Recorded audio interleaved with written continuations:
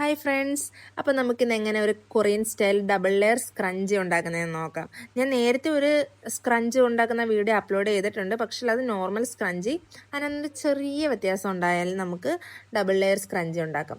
അപ്പം ഇത് ഞാൻ 2 ഫാബ്രിക് എടുത്തിട്ടുള്ളത് നെറ്റും പിന്നെ ഒന്ന് എടുത്തിട്ടുള്ളത് വെൽവെറ്റാണ്. പക്ഷേ വെൽവെറ്റ് എടുക്കാതിരിക്കുന്നതായിരിക്കും കുറച്ചുകൂടെ ബെറ്റർ. എന്ന് വെച്ചാൽ ആദ്യമായിട്ടൊക്കെ ഉണ്ടാക്കുന്നവർക്കാണെങ്കിൽ കുറച്ച് പാടാണ് ഈ വെൽവെറ്റ് ഹാൻഡിൽ ചെയ്യാനെന്ന് വെച്ചാൽ അതിനകത്ത് കുറച്ച് നൂലൊക്കെ ഇങ്ങനെ വരും. അപ്പോൾ ഞാൻ ആദ്യം ഒരു 18 ക്ലോത്ത് രണ്ടായിട്ട് ഫോൾഡ് ചെയ്തിട്ട് അതിനകത്ത് ഒരു 18 ഇഞ്ച് അടയാളപ്പെടുത്തി 6 ഇഞ്ച് വീതിയും 18 ഇഞ്ച് നീളവും അടയാളപ്പെടുത്തിയത് ഫോൾഡ് ചെയ്തിട്ടാണ്. എന്നിട്ടത് ഞാൻ നെറ്റ് ഫാബ്രിക്കിലാണ് അതിനകത്ത് ഞാൻ കട്ട് ചെയ്തെടുത്തു. പിന്നെ വെൽവെറ്റ് ഫാബ്രിക് കട്ട് ചെയ്യുന്ന വീഡിയോനകത്ത് മിസ്സായിപ്പോയി. അതെടുത്തതെന്ന് വെച്ചാൽ ഈ രണ്ടായിട്ട് ഫോൾഡ് ചെയ്തിട്ട് 18 ഇഞ്ച് തന്നെ നമ്മൾ ആദ്യം നെറ്റ് ഫാബ്രിക് കട്ട് ചെയ്ത് അത്രയും നീളം തന്നെ എടുത്തിട്ട് മറ്റേതിനകത്ത് 6 ഇഞ്ചായിരുന്നല്ലോ വിട്ട് എടുത്തത്, ഇതിനകത്ത് 3 ഇഞ്ച് എടുത്താൽ മതി. അങ്ങനെ 3.5 ഇഞ്ച് എടുത്താൽ മതി. എന്നിട്ടാണെങ്കിൽ ഞാൻ അതിനകത്ത് കുറച്ച് പേളിൻ്റെ ഒരു ഹൈലൈറ്റ് ചെയ്ത് കാണാനും വേണ്ടിയിട്ട് ആ അകത്ത് വരുന്ന തുണിക്കകത്ത് കുറച്ച് ബീഡ്സും കൂടെ ഒട്ടിച്ച് വെച്ചേക്കുന്നുണ്ട്. നമ്മൾ ഈ 2 കളർ എടുക്കുമ്പോൾ രണ്ടും കോൺട്രാസ്റ്റ് കളർ എടുക്കാൻ ശ്രദ്ധിക്കുക. അതായത് ഒരെണ്ണം ബ്രൈറ്റ് കളറും ഒരെണ്ണം ഡാർക്കും. അതായത് അകത്ത് കിടക്കുന്ന തുണി ഇച്ചിരി കട്ടിയുള്ള കളറും വെളിക്ക് ലൈറ്റായിട്ടുള്ള നെറ്റ് ഫാബ്രിക്കോ അല്ലെങ്കിൽ ഇങ്ങനെ ഗ്ലാസ് പോലത്തെ ഓർഗൻസാഡയോ ഒക്കെ എടുക്കാം. എന്നിട്ട് ഞാൻ അതിനകത്ത് സാധനത്തിനകത്ത് പേൾസൊക്കെ ഒട്ടിച്ച് വെച്ചിട്ട് ഈ അകത്ത തുണിയുടെ മുകളിൽ ഞാൻ എടുത്ത നെറ്റിന് കുറച്ച് ഗ്ലിറ്റർ ഉണ്ട്. അതുകൊണ്ട് അതിൻ്റെ നല്ല വശം പുറത്ത് കാണത്തക്ക രീതിയിൽ അത് രണ്ടും കൂടെ ഒരുമിച്ച് വെച്ച് അടിച്ചെടുക്കുന്നുണ്ട്. ഇത് പെട്ടെന്നുള്ളൊരു വഴിയാണ് കേട്ടോ. അല്ലാതെ രീതിയിലും ഈ ഡബിൾ ലെയർ സ്ക്രഞ്ചി ഉണ്ടാക്കുക. ഇത് 2 സെപ്പറേറ്റ് ആയിട്ട് ജോയിൻ ചെയ്തെടുത്തിട്ട് ഇത് എനിക്ക് കുറച്ചും കൂടെ കൺവീനിയൻ്റ് ആയി തോന്നിയതുകൊണ്ട് ഞാനിതെടുത്തു.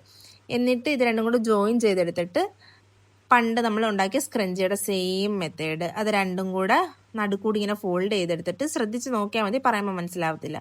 ഇങ്ങനെ അതിൻ്റെ എഡ്ജുകൾ തമ്മിൽ ജോയിൻ ചെയ്തിട്ട് ഇങ്ങനെ അകത്തുനിന്ന് ഇങ്ങനെ നീക്കി വെച്ചിട്ട് വലിച്ച് സ്റ്റിച്ച് ചെയ്തെടുക്കണം. കാണുമ്പോൾ മനസ്സിലാകത്തുനിന്ന് നമ്മളിങ്ങനെ താഴോട്ട് വലിച്ച് കൊടുക്കണം, അത് സ്റ്റിച്ച് ചെയ്ത് തീരും തോറും. അങ്ങനെ നമുക്കിത് ഫുള്ള് ചെയ്തെടുക്കാം. ഞാനിങ്ങനെ കണ്ടിന്യൂസ് ആയിട്ട് വീഡിയോസൊക്കെ അപ്ലോഡ് ചെയ്യണമെന്ന് ആഗ്രഹിക്കും. പക്ഷേ അതെനിക്ക് വലിയ സബ്സ്ക്രൈബേഴ്സ് ഒന്നും ഇല്ലാത്തതുകൊണ്ട് എനിക്ക് പിന്നെ അത് ചെയ്യാനൊന്നും തോന്നുന്നില്ല. 1300 പേരൊക്കെ ഒരു വീഡിയോ എൻ്റെ കാണും. പക്ഷേ അതിനകത്തൊരു 10% ഒരു വീഡിയോയ്ക്കകത്ത് സബ്സ്ക്രൈബ് ചെയ്യുകയെന്നുണ്ടെങ്കിൽ എനിക്കൊരു മോട്ടിവേഷനായേനെ. എന്നാ നിങ്ങൾ സബ്സ്ക്രൈബ് ചെയ്തിട്ട് ഒന്ന് കണ്ടായിരുന്നെങ്കിൽ വലിയ ഉപകാരമാവും. അതാകുമ്പോൾ എനിക്കും ഒരു ഗുണം കിട്ടും. എന്തായാലും നിങ്ങൾ വീഡിയോ കാണുന്നത് നിങ്ങൾക്ക് ചെയ്യാൻ വേണ്ടിയിട്ടായിരിക്കുമല്ലോ. അങ്ങനെ ഞാൻ ഇതിപ്പോൾ വലിയ കാര്യമായിട്ട് സ്റ്റിച്ച് ചെയ്യുക. പക്ഷേ അവസാനം സ്റ്റിച്ച് ചെയ്തപ്പം ഇതിൻ്റെ സ്റ്റിച്ചൊന്നും വീണിട്ടുണ്ടായിരുന്നില്ല. പിന്നെ ഞാൻ റെക്കോർഡിങ്ങൊക്കെ ഓഫാക്കിയിട്ട് ഒന്നും കൂടെ സ്റ്റിച്ച് ചെയ്തെടുത്തിട്ടാണ് ഈ കാണിക്കുന്നത്.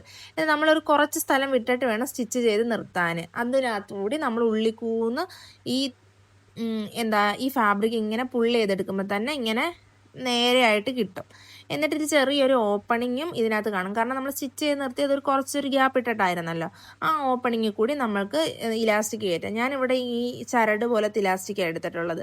ഇത് ഇച്ചിരി പിന്നൊന്നും കുത്തി കയറ്റാൻ ഇച്ചിരി ബുദ്ധിമുട്ടായതുകൊണ്ട് ഞാൻ സൂചി കുത്തിയിട്ട് അങ്ങനെ ഉള്ളിലൂടെ കയറ്റിയത്. ഇത് കൈ കൊണ്ട് കയറ്റാൻ നിൽക്കും, പക്ഷേ കുറച്ച് സമയം എടുക്കുമെന്നുള്ളത് കൊണ്ട് ഞാൻ സൂചിയും നൂലിനകത്ത് ഇത് കുത്തിയിട്ട് അങ്ങനെ ഉള്ളിലോട്ട് കയറ്റി എടുത്തതാണ്.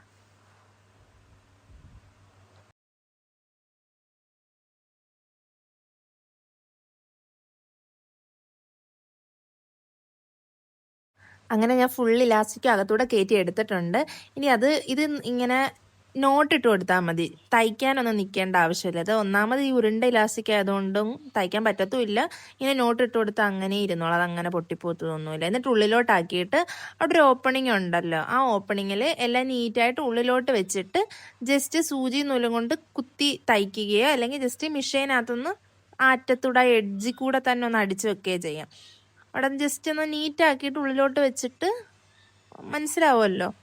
അങ്ങനെ ജസ്റ്റ് അങ്ങ് അടിച്ചെടുത്താൽ മതി. ഞാൻ എളുപ്പത്തിന് മെഷീനിലാണ് തയ്ച്ചത്. കൈ കൊണ്ട് തയ്ച്ചാലും അതിന് മെഷീനെ തയ്യലൊന്നും കാണാതെ വൃത്തിയായിട്ട് കിട്ടുകയും ചെയ്യും.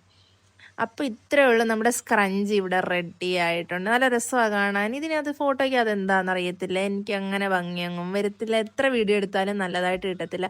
പക്ഷേ നല്ല ഭംഗിയായിട്ടോ കാണാൻ. കുറച്ചും കൂടെ ബീഡ്സ് ഒട്ടിച്ചാൽ കുറച്ചും കൂടെ ഭംഗിയായിരിക്കും.